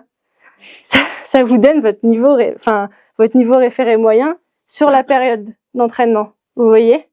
Donc vous allez savoir si vous avez été quand même très souvent dans le rouge ou justement si vous avez fait que du plouf. Bon. Et donc avec ça, on va essayer de faire comme dans les sports d'endurance, on va essayer de 80% de notre temps quand même de s'entraîner dans une zone confort, de pas trop se mettre dans le rouge. On verra après pourquoi. On va essayer de s'y mettre quand même de temps en temps. 20% de notre temps, on va venir un peu taper au-dessus, sinon on progresse pas. Si on fait 100% de notre temps ici, c'est cool, on vole. Mais par contre, on vient pas faire de la perf et on vient pas progresser. Dans le principe de l'entraînement, du coup, avec ça, maintenant qu'on a notre charge d'entraînement, on va venir essayer de l'augmenter progressivement. Si on n'augmente pas notre charge d'entraînement, on stagne. C'est assez logique. Donc concrètement, qu'est-ce qu'on fait pour augmenter une charge d'entraînement en parapente? On augmente la fréquence de vol, les durées de vol, les conditions de vol et nos objectifs. Théorie de la... Normalement, il y a un film là. Je regarde, mais en sortant et en mettant juste sur la page, peut-être que vous en avez déjà entendu parler pour un muscle. Si on vient mettre une charge sur un muscle, on l'entraîne de plus en plus, il vient se fatiguer. Après, on a une période de récupération. Donc le muscle vient récupérer et en fait la surcompensation, c'est-à-dire qu'il va revenir récupérer plus haut que la charge qu'on lui a mis avant. Il est devenu plus fort en fait. Le cerveau c'est pareil. On le fatigue, on se repose et quand on retourne voler, on est plus fort. C'est très vulgarisé. Grosso modo, c'est une courbe où vous venez mettre une charge, vous avez du repos. En forçant comme ça. Et c'est vraiment pas très propre. Ouais, non, c'est pas ouf. Regardez après. On vient fatiguer, se reposer et le niveau qu'on récupère après, il est au-dessus du niveau initial. De nouveau, on fatigue, on récupère au-dessus du niveau initial. Et en fait, ce trait-là, c'est l'augmentation progressive de la charge. Ceux qui font de la course à pied, c'est énormément utilisé. C'est un principe qui est vraiment bien connu en course à pied. Dans n'importe quel sport. Dans les sports physiques, ouais. Principe d'entraînement, de nouveau, théorie de surcompensation. À quoi on peut faire attention et qu'est-ce qui arrive pour les muscles comme pour notre cerveau? En fait, ça va être la surfatigue, la surcharge mentale. Comme on peut avoir une surcharge physique, là, on peut avoir une surcharge mentale. Ce qui fait qu'en fait, au lieu de revenir au-dessus de notre charge initiale, notre courbe, elle va faire que descendre. Et donc, notre niveau, au lieu d'augmenter, il va diminuer. Ça peut être dû à des objectifs qui sont inadaptés, à des conditions inadaptées, matériel inadapté. Pareil, en fait, tout ce qui peut venir créer beaucoup trop de charges psychologiques. Les indicateurs alertants sur cette surfatigue, qu'est-ce que ça peut être? Et c'est vraiment important. Si vous prenez des vracs à tous les vols, faut pas se dire c'est ok, je suis trop bien. On a les incidents de vol qui sont réguliers. On finit pas ses crosses, on n'atteint pas ses objectifs. On est très fatigué le soir, on a peur régulièrement et notamment on revient sur des peurs qui sont irrationnelles. On fait pas mal de fuites, d'abandon, de renoncement. Attention, je dis pas que le renoncement c'est pas bien. Et en fait, on a une baisse de perf qui est vraiment significative. Donc tout ça, c'est des indicateurs que vous vous êtes mis trop souvent. Au lieu d'être dans le 80-20, vous êtes trop souvent là, en haut de l'échelle. Comment on appelle ça déjà? Des niveaux référés. Voilà. De la préparation générale vers la préparation spécifique. Comme dans un sport physique, généralement, on part du général pour venir travailler quelque chose de spécifique. Et c'est là où vont nous servir en fait nos points forts et nos points faibles notamment. Là, je vous ai mis l'exemple type d'une programmation sur un planning d'une année entière. On peut faire ça de nouveau sur une journée d'entraînement, voire sur 2 semaines. Là, grosso modo, avec les saisonnalités, en tout cas, nous, ce qu'on faisait au pôle, c'est que de janvier à fin mars, on parle de préparation générale. On reprend le parapente, on vole, on fait énormément de volume et on vient mettre de la surcharge sur les schémas faibles. C'est-à-dire qu'on vient un peu s'entraîner à faire ce qu'on sait pas faire pour progresser dessus. Ça, c'est un gros bloc qui dure du coup jusqu'à fin mars-avril. Et puis après, souvent, on en a un peu marre. On est un peu à saturation. Là, on fait une petite pause. La petite pause, elle fait du bien.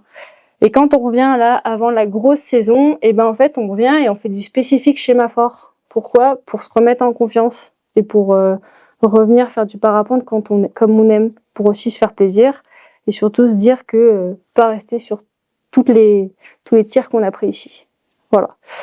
Spécifique schéma fort, remise en confiance plutôt en avril et puis après sur la grosse saison là de mai à octobre, vous avez compris en fonction de votre travail et votre saison, ça c'est pas valable pour tout le monde. Et ben on a notre saison de compète où dedans on va privilégier nos schémas forts, mais vu qu'on aura quand même travaillé sur nos schémas faibles, si on se retrouve face à des situations qu'on savait pas gérer avant, et ben normalement on saura beaucoup mieux les gérer. Et puis ensuite, si on reste en France et qu'on aime le ski, c'est ok. On arrête le parapente l'hiver, on va faire un peu de ski et du désentraînement, mais c'est pas grave. On a de la chance, c'est pas musculaire à proprement parler. Et le cerveau, il met tout dans des petites boîtes et ça, c'est cool. Voilà. Donc après, on peut reprendre notre saison bien en refaisant du volume. Un truc qui est hyper important aussi dans l'entraînement, ça va être la variation, la variété, la polyvalence de l'entraînement. Pourquoi ? Pour développer ses mains, ce que je vous disais tout à l'heure, c'est le feeling, le contact qu'on a avec notre parapente. Quand on dit d'un pilote qu'il a des mains, c'est que voilà, il sait jouer avec sa voile, il a une bonne connexion, il a un bon feeling, c'est ok, c'est trop cool quoi. Pour pas stagner, pas rester dans ce qu'on sait faire, pas rester dans toujours le même schéma d'entraînement, toujours travailler ses points forts, toujours travailler ses points faibles, et justement varier un peu tout ça pour pouvoir progresser correctement, pas s'ennuyer, c'est hyper important, il faut s'amuser. Si on n'a pas envie d'aller voler et que ça commence à nous barber plus que ça le parapente, après faire de la perf, ça va être compliqué. Et puis être polyvalent, car le parapente aussi c'est toujours différent. On nage pas dans une piscine, donc étant donné qu'on vit toujours des situations qui sont différentes, c'est bien de varier en fait simplement ses entraînements. Pour pouvoir s'adapter au mieux à tout ce qui va nous arriver. Comment on s'adapte ? Je vous ai mis des petits exemples, mais c'est assez logique. On varie les objectifs, on varie les conditions, le volume et le nombre d'heures, l'intensité et la force des conditions. On n'est pas obligé de toujours se mettre dans le rouge, ni toujours rester en zone de confort, sinon on va pas progresser. Les différents chemins, même sur le même parcours, si vous faites le même parcours, c'est cool d'essayer d'autres chemins, les différents sites, différents terrains et variation des émotions. Si on est fatigué ou en forme, des fois c'est bien de quand même aller voler, pas toujours attendre le fait qu'on soit en forme pour aller voler. C'est bien aussi d'aller voler quand on est fatigué parce que le jour de la compète, on sait pas si on sera fatigué ou en forme. Voilà. Ou le jour du cross, le jour de la journée à 300. Si ça se trouve, on se réveille de mauvaise humeur. Voilà. C'est la petite dernière diapo. Justin en a un tout petit peu parlé, je reviens dessus parce que c'est hyper important. La perf et la nutrition, notre cerveau il est composé 80% d'eau et on consomme en moyenne 1 à 2 morceaux de sucre par heure. Alors vous imaginez qu'avec ça, quand on fait du parapente et qu'en plus on est concentré et qu'on passe notre temps à réfléchir, on consomme et on se déshydrate vraiment rapidement. En sachant que l'hydratation, ça joue énormément sur la lucidité. Vous avez sûrement dû le sentir en début de cross et en fin de cross, on réfléchit pas de la même façon. Et ça, c'est pas négligeable. Moi, j'ai quelques cas d'exemple. Par exemple, il y a, je dirais, 2 ans, je ne buvais pas, ou un verre dans le vol. Je ne pissais pas, je ne mangeais pas. Ouais. Sur des vols de 10 heures, 10 heures et demie. Quand je posais, je m'en rendais à peine compte, mais je mettais plus d'1 heure à plier. Et j'avais l'impression d'avoir une gueule de bois entre le moment où je prenais la voiture et je trouvais un endroit pour dormir. Ouais. Et en fait, là où tu te sens que tu as fait une petite victoire, c'est que une fois que tu as fini ton vol de que ce soit 3 heures, 5 heures ou 11 heures, si une fois que tu es au sol, comme c'est toi qui le disais tout à l'heure, tu es capable d'aller boire une bière avec les copains et d'être frais comme une journée de travail normale ou une journée normale, mais en fait, c'est déjà une belle victoire. C'est que la charge que la pratique, enfin que les éléments de ta journée d'effort, c'est un effort, que la charge de ta journée d'effort, tu as su la gérer de la bonne manière. Parce que si tu es complètement lessivé, c'est que tu n'as pas mis tout en œuvre pour que ça se passe bien et tu t'es mis un peu des bâtons dans les roues pour être performant. C'est vraiment visible sur les perfs des gens. Moi, j'en suis encore au stade de Justin il y a 4 ans. Je bois pas, je mange pas et je fais pas pipi. Et en vrai, en fin de manche, des fois c'est catastrophique. Prendre la décision de c'est le moment de partir au goal ou pas, j'y vais et on verra bien quoi. C'est vraiment je suis épuisée, j'ai qu'une envie, c'est d'être par terre. Et je le fais pas parce que j'ai pas envie de le faire et surtout pour les raisons de Petite manche, c'est bien du coup. Voilà, j'adore les manches de 60-70 km, mais par exemple tout ce qui est cross et longue distance, c'est un peu compliqué. Imagine. Et la déshydratation, je vous garantis, c'est pas une super expérience. C'était vraiment pas marrant. Voilà. Et puis manger quoi ? Des glucides, voilà, des trucs cool que votre cerveau va pouvoir consommer. C'est bien si vous grignotez à peu près toutes les heures.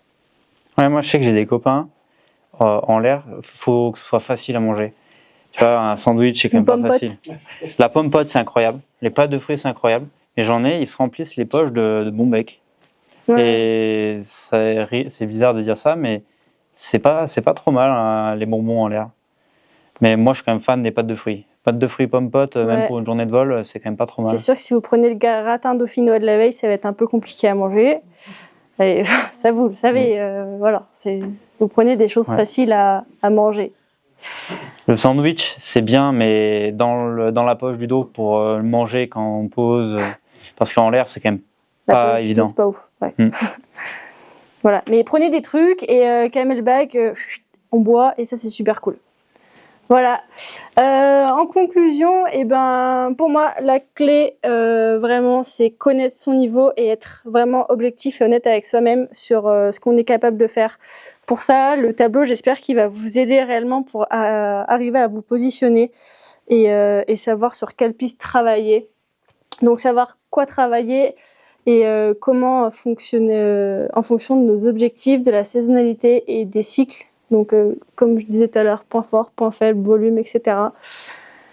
Repérer la zone d'évolution pour ne pas aller jusqu'à l'accident. Donc, ça serait être trop souvent entre le 7 et le 10 du niveau référé. Et là, généralement, soit en fait on fait un burn-out, soit on craque, soit on en a marre, soit on a un accident et ce serait dommage. Ou au contraire, stagner et rester beaucoup trop dans le vert. Là, à ce moment-là, on n'a pas de progression. Savoir se reposer quand il faut. Le repos, c'est hyper essentiel, quoi. C'est un peu comme un muscle. Si vous dormez pas la nuit, vous n'allez pas réussir à réfléchir le lendemain. Et avoir une hygiène de vie adéquate. Donc là, c'est pour revenir sur l'hydratation et la nutrition. Et le petit mot de la fin, c'est vraiment, bien sûr, aller voler, même quand c'est pas fumant. Et ça, c'est vraiment aussi la clé, parce que le volume, c'est ce qui fait une grosse partie de notre discipline. Sans volume, on n'a pas de main, on n'a pas de technique et c'est compliqué de faire du parapente. Voilà. Merci pour votre écoute.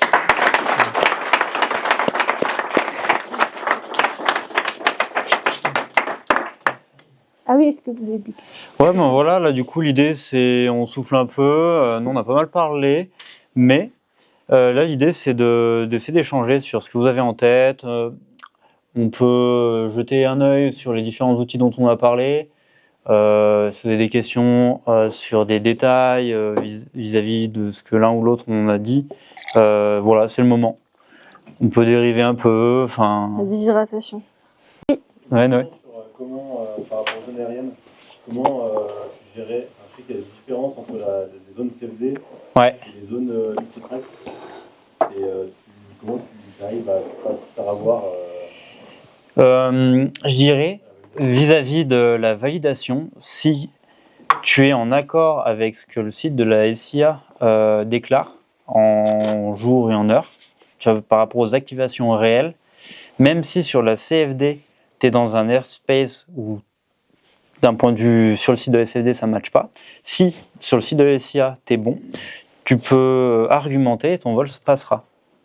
Mais du coup, sur le site de la SFD, il y a aussi beaucoup de dérives dans le sens où il y a des airspaces qu'on n'est pas censé traverser ou qui sont pas encore mis à jour.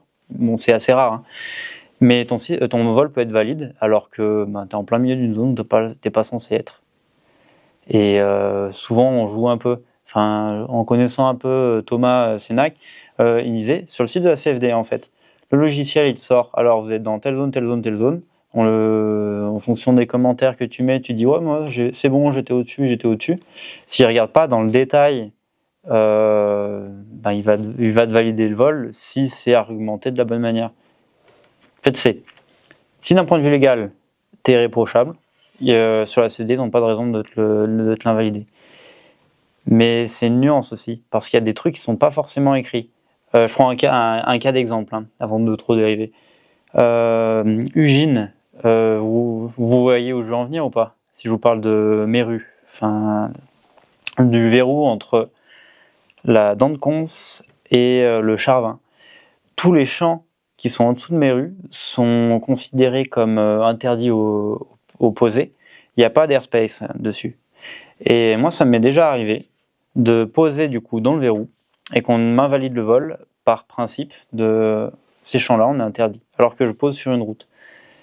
Et faut le tenir en compte. Bon, en forçant, peut-être qu'on peut valider le vol, mais là, j'ai pas cherché. Par principe, dans le sens où ces gens-là, on nous a dit c'est interdit, c'est pour la pérennité de la pratique, et eux, en fait, ils t'invalident le vol, et si jamais on nous demande X ou Y, pourquoi vous avez validé un vol alors que ce gars il pose dans un endroit interdit, et ben non, on n'a pas validé le vol. C'est le genre de choses. Les airspaces qu'on a dans XCTrack, je veux pas dire de bêtises, mais de mémoire, c'est une personne, c'est Pascal Basile, qui a un blog, qui s'occupe de récupérer les données des airspaces, et c'est ces données-là qu'on a dans nos instruments de vol.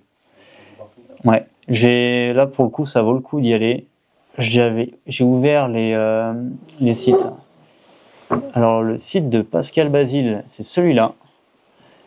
C'est les liens que j'ai mis dans ma diapo Airspace. En gros, ça va sur tous les onglets que je vais vous montrer maintenant. Il est mis à jour une fois par an, donc en avril, donc en ce moment. Et sur ce site-là, il y a tous les airspaces, enfin tous les zones avec les airspaces concernés qui sont mis à jour avec la date de mise à jour. Donc là, 24/04/19. Donc ça fait 2 jours. C'est vraiment tout récent. C'est pour ça qu'il y a certaines zones ça se trouve vous ne connaissez pas, et il y a des géométries de zones qui ont changé. Donc ça, c'est les airspaces qu'on utilise sur XCTrack. Mais c'est une personne qui a fait l'intermédiaire entre la dimension légale du site de la SIA et ce qu'on utilise nous. Après, il bosse bien. Donc en général, on n'a pas trop de soucis. Et voilà. Sinon, le site de la SIA, c'est un truc un peu compliqué à prendre en main. Genre, moi-même, je sais pas très bien m'en servir. Enfin, c'est très lourd, c'est de l'aviation civile, enfin, c'est assez lourd à prendre en main. Mais heureusement qu'on a certaines personnes qui sont là pour nous aider et nous faciliter la tâche. Après, beaucoup de choses tendent pour que ce soit plus facile à comprendre et à utiliser. Mais ce que je trouve moi personnellement difficile à comprendre, c'est on a des airspaces sur nos instruments de vol, est-ce qu'ils sont valides ou pas? Enfin, par défaut, on dit oui, mais en fait, c'est pas forcément le cas. C'est pour ça que je recommande en fait régulièrement réactualiser ces airspaces, parce que c'est pas des choses qui sont figées dans le temps et ça bouge beaucoup. Et après, vu qu'on dérive sur les airspaces, il y avait quelqu'un qui avait posé la question sur les ZSM. Est-ce que vous avez une technique à vous pour pas vous prendre en rentrant après une vache? Bon, c'est ok. C'est ok. Ça va, hein. C'est ok. C'est mental, hein. C'est chiant, mais c'est ok. Mm. C'est- non, en vrai, enfin, pas regarder les réseaux sociaux, ni XCC Contest, et faire autre chose. Voilà, jusqu'à ce que tu sois refroidi. Enfin, moi, c'est ce que je fais. Je dis ça, enfin, une vache en compète, c'est pareil, hein, c'est une pierre. Tu parles pas à grand monde et tu vas pas sur les réseaux et tu regardes pas les résultats et voilà. En compète, le pire, c'est quand t'es le soir et qu'ils sont tous en train de parler de leur manche. Ouais. Bon, là, en fait, t'as Bah, juste tu pas vas envie pas d'en manger entendre avec les parler. autres. Et après, en cross, c'est un petit peu pareil. Enfin, tu te découpes de ta journée et tu penses à autre chose. Après, au final, c'est après en avoir fait plusieurs, plus t'en fais, moins c'est grave, je trouve. Enfin, moins c'est violent. Ça dépend. Hein. Ça dépend. Ça dépend. Après, Mais faut très agréable. relativiser beaucoup. Ouais, l'année dernière, j'en ai fait une sacrée grosse qui m'a mis 3-4 heures pour rentrer en stop. Au final, ça s'est bien passé. Je suis content. J'ai bouffé une pizza avec les copains qui ont fait 300 bornes, mais c'était cool. Et Ça d'autres prend combien de questions? temps de préparer un vol en regardant la météo? Assez long. Ah non, franchement, c'est quand même assez long. Surtout si on veut bien faire les choses en regardant les airspace et voir les contraintes qu'on a. Enfin, le pire, c'est en vol de plaine. Je dirais, si le lendemain, je suis sûr que je vais voler, si, en planifiant mon itinéraire point par point, je dirais qu'il me faut au moins 2 heures. Non, ça va. Ouais. Quand tu dis c'est assez long, j'imagine. Non, mais au moins une 2 heures journée. quand tu sais déjà ce que tu veux faire. Ok. Mais sinon, ça c'est le soir où tu planifies ta task, mais c'est parce que j'ai déjà un peu un catalogue de triangles que j'ai envie de faire en fonction des vols que j'ai envie de faire. Et ça, au final, ça me prend beaucoup de temps, mais en amont. En fait, je commence à bien connaître les Alpes françaises. Par contre, les Alpes suisses, autrichiennes et tout, ça, je connais beaucoup moins. Mais en fonction du secteur qu'on a envie de visualiser. Sur XC Contest, on a un outil qui est super bien. Donc, je vais le montrer, ça peut être sympa. Pour la planif de vol, ça aide beaucoup au début, surtout quand on ne connaît pas bien. XC Contest, je ne vais pas te proposer.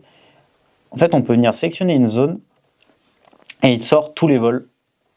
Wow, j'ai pas la connexion. Tiens mon téléphone.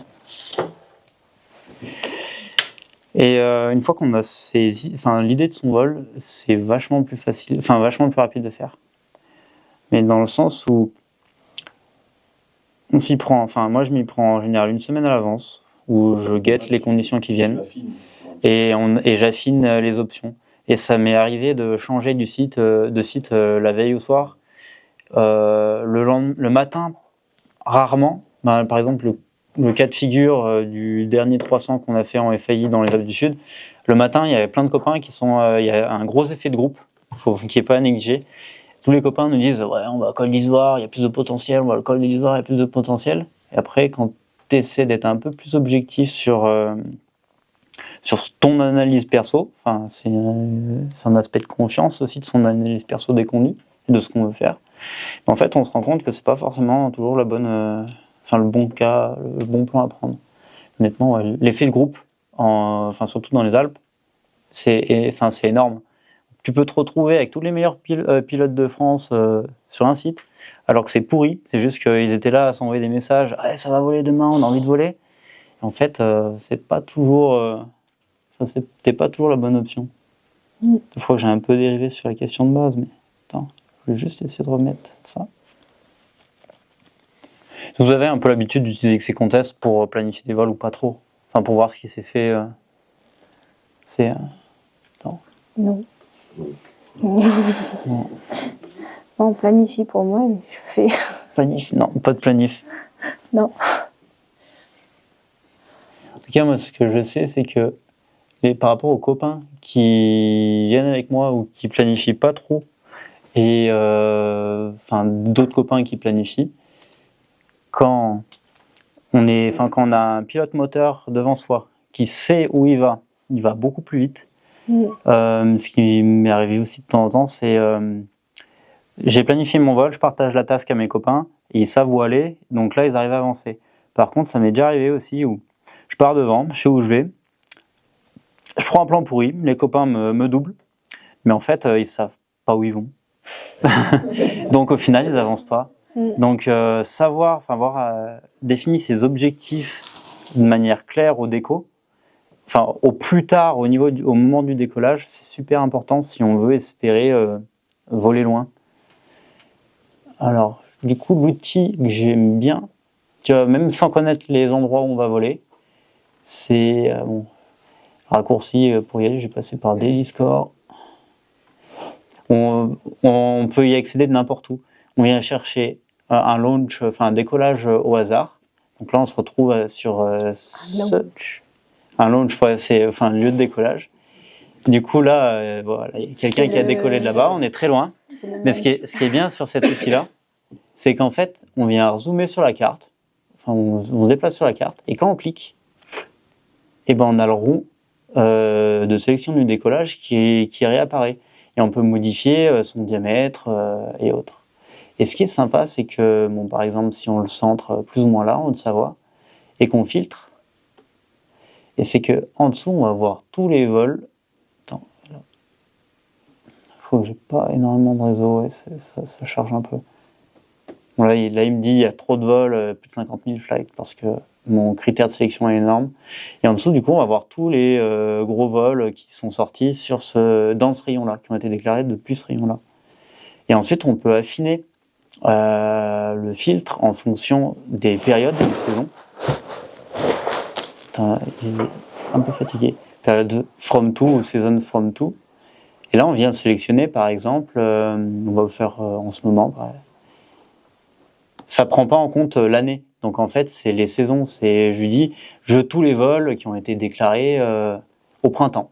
Je veux que des vols déclarés au printemps, parce que les conditions du printemps sur ce secteur-là vont être souvent un peu pareilles. La même neige, à peu près le même genre d'instabilité. Donc là, du 1er avril jusqu'au... Je vais mettre mai, par exemple, pour avoir la période dans ce moment. Tout type de route, je laisse les mêmes filtres. Donc je reclique sur le truc de sélection, enfin le truc d'actualisation. Trop de vols. Donc là, ça charge. Bon, il y a toujours trop de vols. Bon, il y a toujours les mêmes parce qu'ils ont été faits en mai. Et quand on regarde dans la liste des menus déroulants, on se retrouve avec les mois. On est toujours entre avril, mai, et peu importe l'année. Et en fait, en face, il va nous proposer tous les décollages de tous les plus gros vols. Et je trouve ça sympa dans le sens où on peut faire un rayon énorme. On dit en été, par exemple, entre juillet et août, je fais un énorme rayon. Qu'est-ce qui a été fait sur cette période-là? Et ensuite, il me sort les décos. Et on se rend compte qu'il y a beaucoup de décos qui ressortent en permanence, enfin surtout sur les gros vols. Et du coup, on va se dire, tiens, sur cette période-là de l'année, au printemps ou en été, ils sont allés à tel ou tel type de site. Tiens, c'est bizarre, même si des sites ont plus de potentiel que d'autres, pourquoi en été ou pourquoi au printemps il y a des personnes qui pratiquent ou pas, ou il y a des gros vols qui ont été faits ou pas. Typiquement, au printemps, un Saint-Île va proposer du gros potentiel, on va le voir là-dessus, alors qu'en été, on ne le verra jamais apparaître. Enfin, pas souvent apparaître, parce que c'est plus bas, c'est stable. Il y a une théorie qui dit dès qu'il y a les feuilles sur les arbres à Saint-Île, c'est trop stable pour y aller.